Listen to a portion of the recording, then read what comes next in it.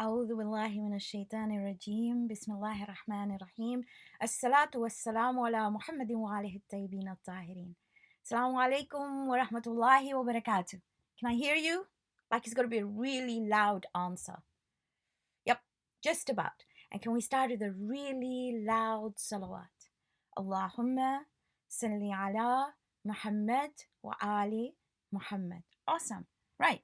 So it's the 17th of Sha'ban. I'm not going to ask you what the date is today because it's difficult for me to hear you. So it's the 17th of Sha'ban, 1441. And oh my goodness, there's only 13 days or 12 days left to the month of Ramadan. We'll talk about that in a minute. So, first of all, what are the times of Salah today? Can you look them up, please? On your phones, on the calendar. Go on, I'm waiting. Give you a moment. Okay, time for Fajr, 4:18. And I'm sure when it comes to Ramadan, you will tell me to the second, like I said before. Time for Zohar, 1:08. Okay, and time for Maghrib, can you tell me, please? Yep, 8:02. But I'm going to add two more times here. The time for Asr and the time for Isha. You're at home, so you must know these times. The time for Asr is 4:45 and the time for Isha is 9:25. So your homework until the month of Ramadan, if you can do it, is to find the times of Salah. Shall I tell you why? Because in the sermon of the Prophet talked about the month of Ramadan on the last day of Shaban. And in that sermon, he said, وَارْفَعُوا إِلَيْهِ أَيْدِيَكُمْ بِالدُّعَاء. Raise your hands in dua and raise them up, huh? Not like this. Raise them right up. He said, raise them up in dua. فِي أَوْقَاتِ صَلَوَاتِكُمْ. At the time of salah. So, I mean, instead of three, you've got five different times. And he says, فَإِنَّهَا أَفْضَلُ السَّاعَاتِ. Because that's the best of times. يَنْظُرُ اللَّهُ فِيهَا بِالرَّحْمَةِ إِلَى عِبَادِهِ. Allah looks at those who are connected to Him with rahmah. So, I mean, instead of three, if you've got five, why not find the five times? So, that's those five times. But before I go into anything else about Ramadan, I'd like to talk about this weekend. It's known as the Easter weekend. So, we have a long weekend of holidays from Friday to Monday. And tomorrow is known as Easter Sunday. And then we have Good Friday. And then we have Easter Monday. And if you go to the shops now, maybe you won't find toilet rolls or rice or flour, but you'll definitely find Easter eggs everywhere. So let's talk a little bit about those eggs, why we have so many eggs, and see what happens. So let's look at the ancient Zoroastrians first. So the Zoroastrians used to paint eggs for Nowruz. This was their new year. And I think this year, Nowruz was on the 20th of March. But as far as the followers of Christianity goes, for them, the egg represents resurrection. That means you come back to life again. Now, they believed that Prophet Isa, or they believe already that Prophet Isa was crucified and then he came back to life. So that egg, you have the egg inside, or you have the chicken inside, and then suddenly it comes up to life. But there's also another tradition in their traditions which says that the Mary Magdalene, she was bringing cooked eggs to share with the other women at the place where they thought that buried Prophet Isa. And their traditions tell them that the eggs became red. And the egg also represents the stone that was outside the place where they had thought they had placed Prophet Isa. Now that's what they think. That is their traditions. So let's see what we think. What does Islam tell us about Easter? What does it say? So our version, and I'm going to talk about the Last Supper, and it's from Biharul Anwaar. You can look it up. It's volume 13. It's a bit hard, but anyway, you can still look it up. So in Biharul Anwaar, we have a story, and it tells us that Prophet Isa called all his disciples. Disciples are his companions. There were 12 of them. And he calls them all for supper or for iftar on the 21st of Ramadan. And he calls them all, and they all sit around this table. Can you imagine it? If you imagine this room and these 12 people sitting there waiting for Prophet Isa, and they're thinking, where is he? Suddenly, in the corner of the room, he appears. He's there. And they think, how did he come in? But they didn't ask. So he sat down with them, and then he said, I need to tell you something. He said, I want to ask you something. Is there anyone here who would like to be called me, who people will think you are me, but he will be killed because I will be raised up to heaven. And the person who does put up his hand, he will join me in Jannah. And without hesitation, there was a young disciple and he put up his hand and he said, me, I want to be the one who's going to represent you. So he said, okay. And then he said, but there's one of you who's going to betray me. Do you know what betray means? It means when somebody trusts you a lot and then you break their trust. So one of them said, do you think that's me? And Prophet Isa said, well, if you think it's you, it's you. I didn't give any names. And then he went back into that corner and suddenly he was gone, just gone. So we're told that he was taken up to heaven and 9,313 angels take him up. Now, the Bani Israel, they didn't like Prophet Isa because they thought he was taking their power away. They thought that their leaders were losing their power. So they were looking for him. And remember the person who had betrayed his trust? He told them where to find Prophet Isa. And suddenly, where they were sitting down, all these soldiers came in. And these soldiers came in and they looked at that young disciple and they thought it was Prophet Isa. So they took him away, but they also took away the person who had betrayed Prophet Isa. So both were taken away. And the young disciple was crucified. Crucified means he wasn't killed in a very nice way. He was pinned onto a cross. Now let's see what Quran says. So if you look at Surah An-Nisa, that's Surah number 4, ayah 157 and 158, Allah says, وَقَوْلِهِمْ إِنَّا قَتَلْنَا الْمَسِيحَ عِيسَى ibn Maryam. And they say that we killed Isa, son of Maryam. Rasulullah, he was the messenger of Allah. But Allah says, وَمَا قَتَلُوهُ. They did not kill him. وَمَا صَلُبُوهُ. They did not crucify him. وَلَكِنْ شُبَّهَ لَهُم. But he was somebody they thought looked like him. And Allah says that they differ in all these things. They don't have the knowledge, but they definitely didn't kill him. So that's our version of the story of Easter. And it's really important to know these stories. Should you buy an Easter egg? That's not a problem. And we got to remember resurrection too, because all of us will come back to life to account for what we did. But the Prophet said, whenever you see green, whenever you see spring, remember resurrection. And this is spring. Well, it's coming near summer too, but it's spring. When you see spring, remember that you will be resurrected too. It's phenomenal.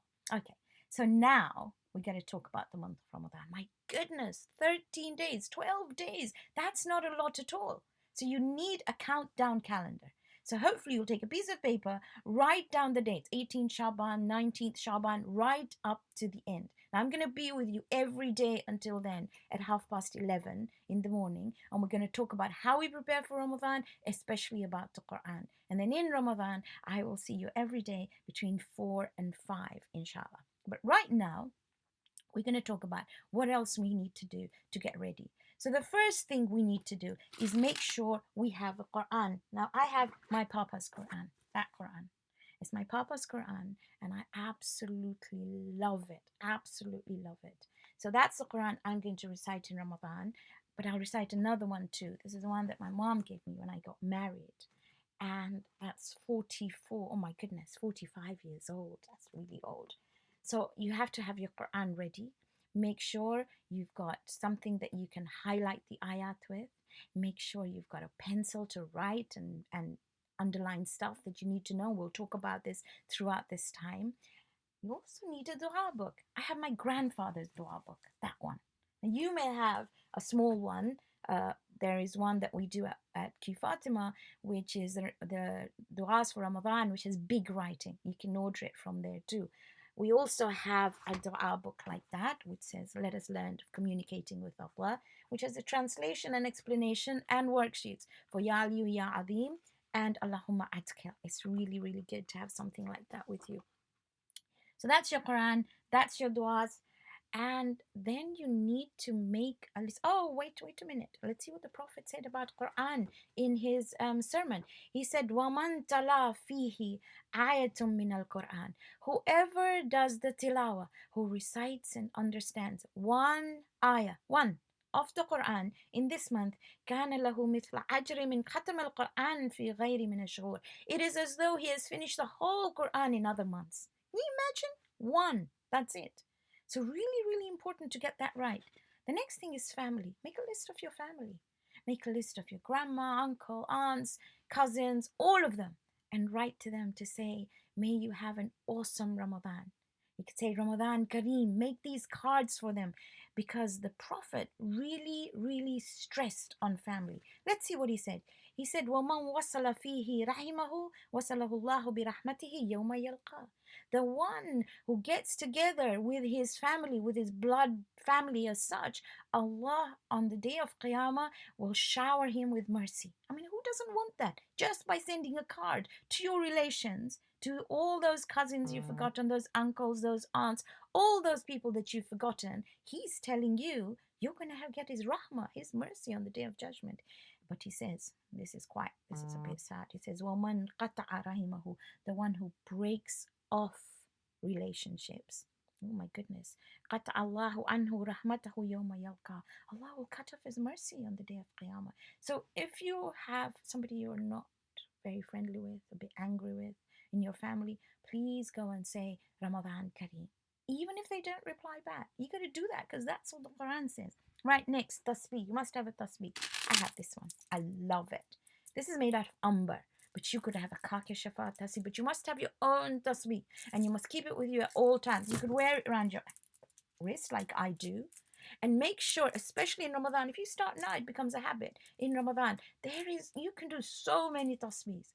Whether you say Allahu Akbar, Alhamdulillah, Subhanallah, Astaghfirullah, or maybe we're going to learn the Asma al Husna. So every day we might do one and you could do a whole tasbih and you won't forget. So say for example, one day, the first day we will do Ya Rahman, Ya Rahim, and so on, Ya Malik, Ya Qudus, and we'll learn about that too. So you must have a tasbih with you as well.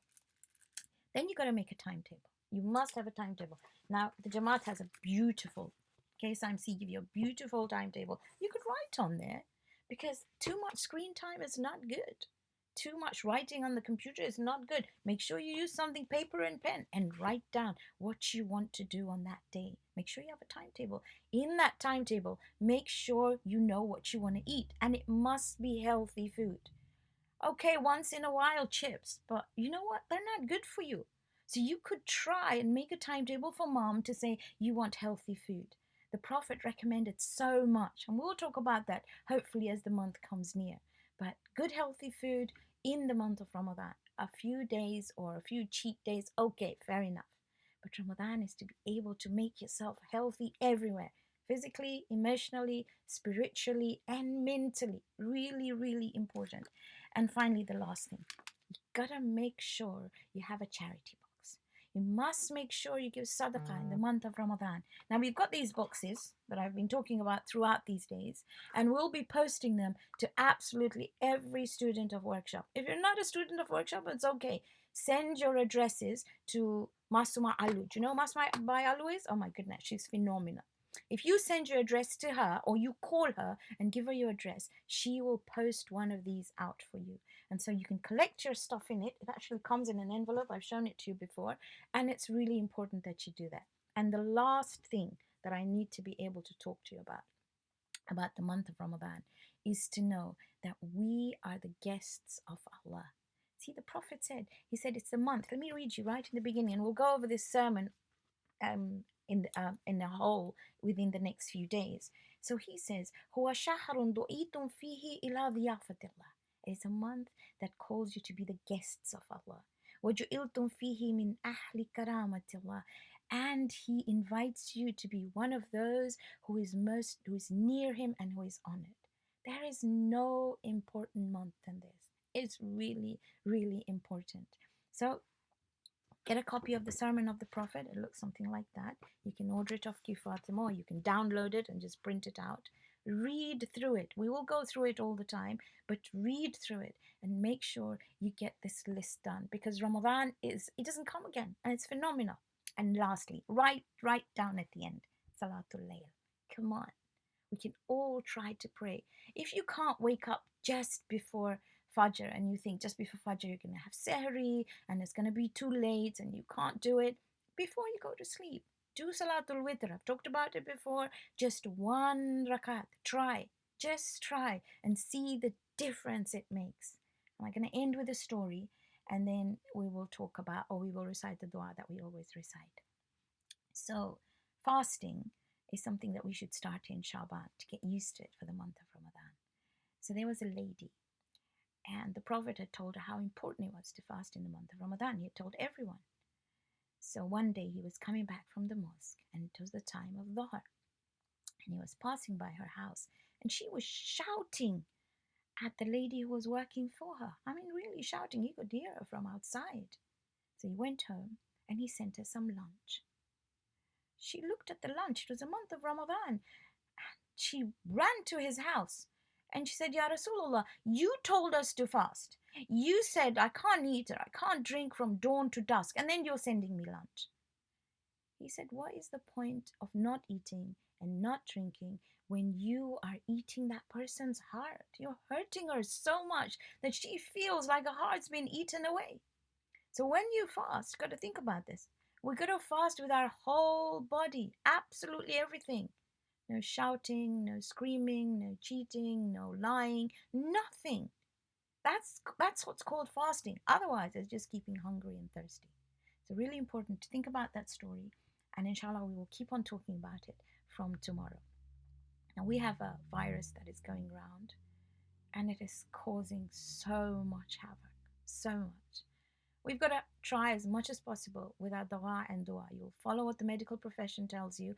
Absolutely everything they tell you. Don't go out, stay inside, wash your hands, be careful when you go out, cover your mouth and nose, all the rest of it. And I don't need to go into that, but we can do the duas. And this is a dua that we recite at every workshop assembly, and it's there for protection. So let's recite it together, all of us. You ready? لي خمسة أطفي بها حر الوباء الحاتمة المصطفى والمرتضى وأبناهما والفاطمة لي خمسة أطفي بها حر الوباء الحاتمة المصطفى والمرتضى وأبناهما والفاطمة. We'll now recite Surah Al-Fatiha with the intention that Allah gives the thawabs of this to all those who have died, especially those of your family. And we will recite this as shafa for those who are ill. Pray for them. When we all pray together, when there's collective prayer, Allah listens more. That's really important. And after that, we will do the ziyarah of Imam Hussein. Bismillahir Rahmanir Rahim. Alhamdulillahi Rabbil Alameen. Ar-Rahmanir Rahim. مالك يوم الدين إياك نعبد وإياك نستعين اهدنا الصراط المستقيم صراط الذين أنعمت عليهم غير المغضوب عليهم ولا الضالين السلام عليك يا أبا عبد الله وعلى الأرواح التي حلت بفنائك عليك مني سلام الله أبدا ما بقيت وبقي الليل والنهار ولا جعله الله آخر العهد مني لزيارتكم السلام على الحسين وعلى علي بن الحسين وعلى أولاد الحسين وعلى أصحاب الحسين. And the last bit together, loudly. السلام على الحسين وعلى علي بن الحسين وعلى أولاد الحسين وعلى أصحاب الحسين. في أمان الله قريب. Inshallah, I will see you tomorrow at 11:30. Right now, normally at workshop, I tell you to go to your classes to recite Quran. Please recite even 5 lines, just 5 verses, but recite some Quran. Wassalamu alaikum wa rahmatullahi wa barakatuh.